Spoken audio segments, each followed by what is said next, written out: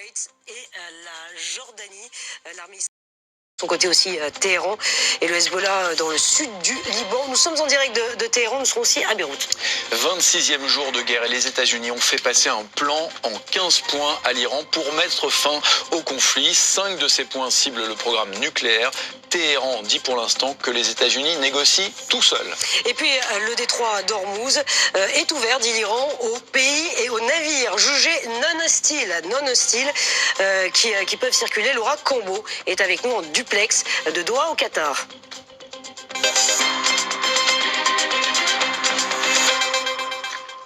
Mais d'abord les frappes de la nuit, on va commencer par l'Iran qui a mené des attaques massives sur 4 pays. Cette nuit, des attaques, semble-t-il, les plus puissantes depuis le début de la guerre. Siavosh Ghazi, vous êtes le correspondant d'RFI de France 24 en Iran. Les gardiens de la révolution ont mené des frappes massives, c'est bien cela, ces dernières heures ? Ce sont sans doute les frappes les plus importantes menées depuis le début de la guerre il y a 26 jours. Les gardiens de la révolution ont attaqué avec des missiles de nombreuses bases américaines dans la région, au Kurdistan irakien, autour de la ville d'Erbil, où la base américaine a été visée, en Jordanie, mais aussi à Koweït, où un gigantesque incendie s'est déclaré donc dans une base américaine, mais aussi à l'aéroport international de Koweït. La base du prince Sultan en Arabie Saoudite a également été visée donc par des frappes de missiles. Téhéran affirme également avoir lancé de nombreux missiles contre Israël, la région de Tel Aviv, mais aussi le nord d'Israël, notamment les villes de Kiryat Shemona ou encore Netanya. Téhéran affirme même que l'électricité a été coupée dans cette ville. Des photos et des vidéos sont publiées sur les réseaux sociaux, mais aussi dans les médias iraniens. Désormais, on parle donc avec le sous-titrage. Donc lorsqu'on voit ces missiles avec le sous-titrage, les raisins de la colère, donc des attaques de plus en plus importantes à la fois contre Israël, mais aussi les bases américaines dans la région. Siavosh Ghazi en duplex avec nous de Téhéran. Washington qui a fait passer donc un plan de paix à Téhéran, c'est ce que disent les Américains, un plan en 15 points, dont 5 concernent le programme nucléaire iranien. Les autres points imposent l'abandon du soutien de Téhéran au Hezbollah et au Hamas. Le détroit d'Ormuz devra rester ouvert à la navigation maritime, c'est ce que demandent les Américains. Théo Bassilane. Voici en détail les principaux points du plan de Donald Trump.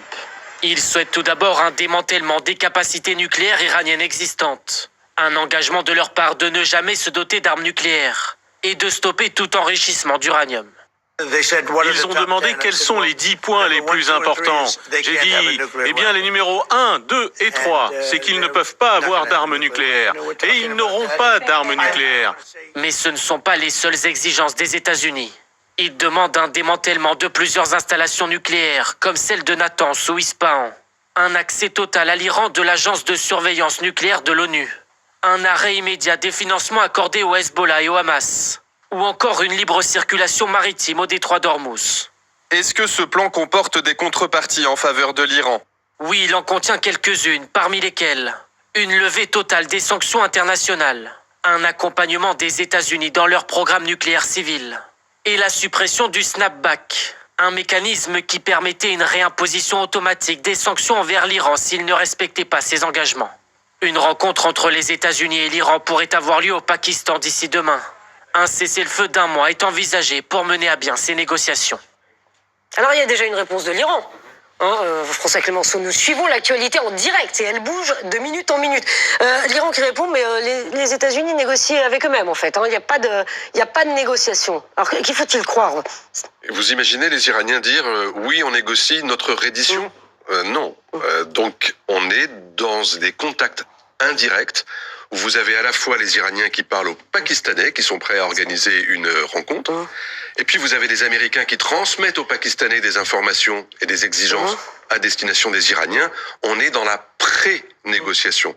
Et une fois qu'il y aura éventuellement une volonté de s'asseoir à la même table pour discuter, peut-être que ça fonctionnera. Je rappelle juste que le dernier accord qui a été signé avec les Iraniens, qui date de 2015, le fameux accord sur le nucléaire iranien, il faisait 159 pages et il a mis 15 ans à être négocié. Cette guerre ne va pas se terminer en 48 heures au coin d'une table. Donc c'est très sérieux et effectivement, les Iraniens ont leurs propres exigences et évidemment, elle ne peut pas se permettre de négocier en position de faiblesse. Alors, parmi les points imposés par les Américains, il faut la réouverture totale du détroit d'Ormuz. Téhéran, qui dessert légèrement l'étreinte sur le détroit ce matin. Laura Cambo, vous êtes l'envoyé spécial de BFM TV avec Anthony Métro à Doha. Quand la circulation des navires pourrait reprendre ? Eh bien, on imagine que ce sera imminent, puisque c'est ce qu'a affirmé Téhéran dans un communiqué qui a été transmis hier à l'Organisation maritime internationale. Dedans, l'Iran affirme que vont désormais pouvoir passer les navires considérés comme non hostiles. Par opposition, ne pourront pas passer ceux qui sont considérés comme hostiles, je cite, c'est-à-dire ces navires alliés des pays d'Israël et des États-Unis. Ce serait un gros bouleversement, puisque actuellement le trafic est quasiment complètement bloqué. Au cours de ces dernières 24 heures, il n'y a que 3 bateaux qui ont pu passer, alors qu'avant la guerre, on était à une moyenne de 60 navires par jour. Actuellement, les navires qui peuvent passer passent car ils donnent un droit de péage aux gardiens de la Révolution estimé aux alentours de 2 millions de dollars. Alors il faut savoir que ce sera qui sera absolument exporté, le pétrole iranien. Merci beaucoup Laura Cambo. Alors, François Clémenceau, faut expliquer aux téléspectateurs. Vous dites, mais tout ça, en fait, c'est de la com. Pourquoi ? Parce que depuis le 28 février, l'Iran laisse passer des bateaux par le détroit d'Ormuz, essentiellement des bateaux de nations amies. Autrement dit, par exemple, le Pakistan, l'Inde, la Chine. En revanche, les bateaux considérés comme appartenant à des nations hostiles sont interdits de passage et donc, de fait, bloqués. Et donc, l'Iran considère que parmi ces nations hostiles, il y a naturellement les États-Unis, Israël et tous les pays du Golfe, mais aussi les fameuses nations complices, entre guillemets, c'est-à-dire celles qui laissent faire, parmi lesquelles la France. Alors, ce plan de paix en 15 points annoncé par Donald Trump n'a rien changé pour l'instant pour Israël. Israël qui continue de pilonner sur les 2 fronts de la guerre, en Iran et au Liban. On retrouve Clémence Dibou, l'envoyé spécial de BFM TV sur place. Clément, l'armée israélienne a lancé une nouvelle vague de frappes cette nuit sur des infrastructures iraniennes, c'est bien cela ? On va retrouver un petit problème de Dibou connexion avec Clémence Dibou. Nous y reviendrons. Effectivement, Général Pélistrandi, juste aussi une question, avant peut-être de remettre la liaison avec Israël. Pourquoi l'Iran bombarde à tout va là, et ce sont les frappes les plus massives maintenant, alors qu'il y a ce plan de paix? Est-ce que c'est un message? Oui, parce que les Iraniens, dans la perspective d'une éventuelle discussion, on prend des précautions, ne veulent pas apparaître comme ayant perdu, mais bien au contraire, comme étant capables en fait, d'être présents sur le champ de bataille, et ils veulent discuter pratiquement d'égal à égal avec les États-Unis, très clairement. Donc, tant qu'il n'y aura pas un début de vraie négociation, eh bien, la guerre continuera, et Téhéran continuera à frapper autant que possible toutes les cibles de la région pour montrer qu'ils sont en position de force. Alors, on va s'intéresser à Israël à nouveau. Est-ce qu'on a retrouvé la connexion avec Clémence Dibou? En tout cas, la population israélienne, Clémence Dibou, Israël qui lance des frappes, on le disait, massives ce matin sur Téhéran.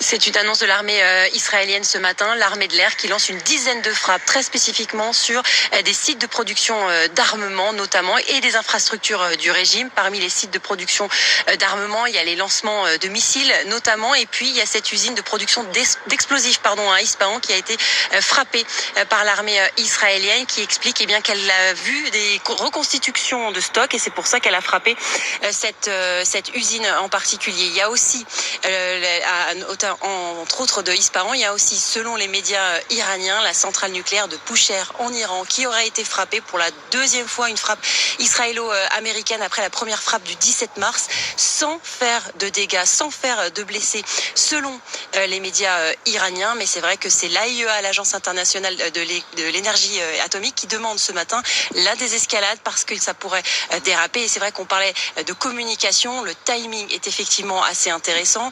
Une anecdote, quand Donald Trump a annoncé son plan où il voulait parler de paix avec l'Iran pour le détroit d'Ormuz, au moment même où Donald Trump postait sur Truth Social, son réseau social, le fait qu'il repoussait de 5 jours toute attaque dans le détroit d'Ormuz, quelques minutes après, l'armée de l'air israélienne expliquait qu'elle lançait à nouveau des frappes sur les infrastructures iraniennes. On sent donc qu'il n'y a pas forcément de concordance sur le lancement de frappes. Clémence Dibou avec Mathieu Lepeignet.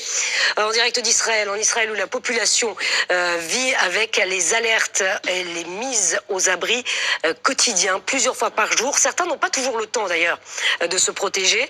C'est le cas de certains ouvriers dans les chantiers. Les envoyés spéciaux de BFM TV ont rencontré Itzik. Il est grutier. Il travaille perché à 60 mètres. Reportage de Clémence Dibou que nous venons de voir avec Mathieu Lepeignet. Le chemin du bureau pour Itzik, c'est 60 mètres à grimper tous les matins pour atteindre la cabine de sa grue sur un chantier de Tel Aviv. Et une fois là-haut, sa plus grande crainte désormais, une alarme qui pourrait se déclencher, comme ce matin, où il se filme pour nous, tentant de trouver un semblant de protection sous les poutres métalliques de sa cabine. Impossible pour lui de rejoindre un abri à temps, il lui faudrait une dizaine de minutes. Quand l'alerte laisse 90 secondes aux habitants pour se mettre en sécurité, les frappes et les interceptions de missiles, lui, il les voit en direct, depuis le ciel. Nous le retrouvons à sa pause déjeuner, qui commence par un coup de fil pour rassurer. Allô maman, ça va? Ça va et toi? J'aimerais vraiment que tu puisses arrêter ce travail. Mais en se repassant la frappe de ce matin, Je vois vraiment tout ce qui se passe dans le ciel, contrairement aux gens qui sont dans les abris. Ce matin, j'ai vu une interception de missiles vraiment pas loin. Va savoir si ça ne sera pas sur moi la prochaine fois. il aimerait bien arrêter, mais le secteur de la construction est classé secteur essentiel. Aucune indemnité en cas d'arrêt pour lui. Injustifiable pour Roy, le fondateur du syndicat des grutiers. On pourrait très bien installer des passerelles jusqu'à l'immeuble en face et le mettre à l'abri, au moins derrière des murs en béton. Je ne vois pas pourquoi risquer ma vie pour cette construction. Est-ce que ça va nous aider à gagner contre l'Iran, le Liban? Ça aide juste l'économie. Chaque jour, depuis le début de la guerre, 600 grues comme celle d'Itzik continuent de construire des immeubles au rythme des alarmes et sans abri possible pour ses ouvriers. L'autre front de cette guerre, c'est le Liban où l'on vous retrouve. Igor Seiri, vous êtes l'envoyé spécial de BFM TV à Beyrouth avec Clément Grodenier. Israël qui a continué ses raids toute une partie de la nuit sur le Hezbollah dans le sud du Liban. Il y a au moins 9 morts dans 3 raids distincts.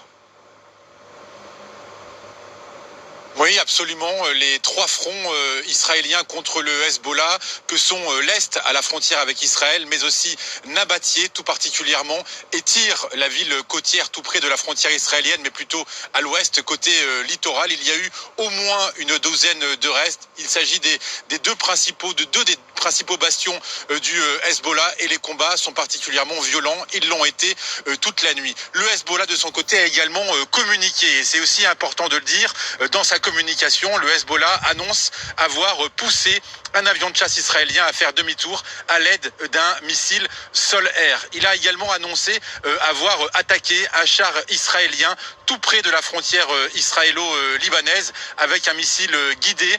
Et lorsqu'un hélicoptère israélien a tenté d'évacuer les blessés de ce char, eh bien un autre missile a repoussé l'hélicoptère, empêchant l'évacuation de ces soldats blessés israéliens. On voit qu'il y a une guerre de communication, mais on voit surtout que l'objectif israélien, de contrôler militairement tout le sud du Liban jusqu'au fleuve Litanie se poursuit. Parlons aussi de Beyrouth en 2 mots. Dans la banlieue sud de Beyrouth particulièrement et à Darrié, les 7 quartiers de Darrié ont été appelés à évacuer cette nuit. Un seul raid israélien a visé un stade à Darrié, ne faisant à ce stade aucun blessé.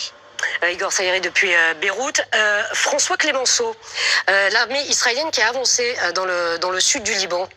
Mais surtout le fait que le gouvernement israélien a annoncé hier prendre le contrôle du sud Liban. Alors quand on dit le contrôle du sud Liban, regardez, c'est très intéressant sur cette carte, on ne parle pas uniquement de cette zone qui avance jusqu'au fleuve Litanie, vous le voyez, ce fleuve tracé en bleu. Horizontalement, il ferme effectivement l'endroit où aujourd'hui vous avez des opérations terrestres de l'armée israélienne, mais regardez jusqu'où monte ce fleuve. Il monte jusqu'à Baalbek quasiment, c'est-à-dire jusqu'au milieu de la plaine de la Beka. Et là, vous êtes dans le berceau historique du Hezbollah. Ça franchit un certain nombre de régions chrétiennes. Le simple fait pour les Israéliens de dire « nous prenons le contrôle au sud du Litanie », ça veut dire aussi qu'ils sont capables de monter pratiquement jusqu'à Baalbek. Et ça, pour les autorités libanaises, c'est la destruction totale de leur souveraineté sur leur propre sol. Il est 8h14 sur